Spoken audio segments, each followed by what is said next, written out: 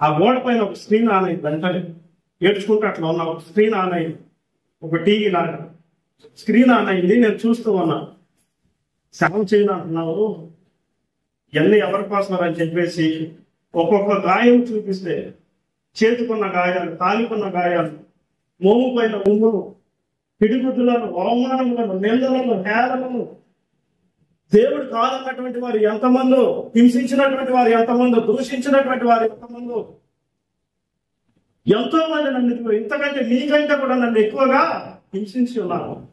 అయితే ఇదిగో నా చేతులకు ఉన్నటువంటి గాయాలు చూడని చెప్పేసి దేవుడు అట్లా స్క్రీన్ పైన చూపిస్తూ ఉన్నాడు. నేను ఇట్లా పడుకొని ఉన్నాను. నాకు దేవుని దగ్గరికి వెళ్ళి మాట్లాడుతూ ఉన్నది. నేను ఏడుస్తూ ఉన్నా, ఆయన కన్నీరు కావలసి ఉన్నాడు.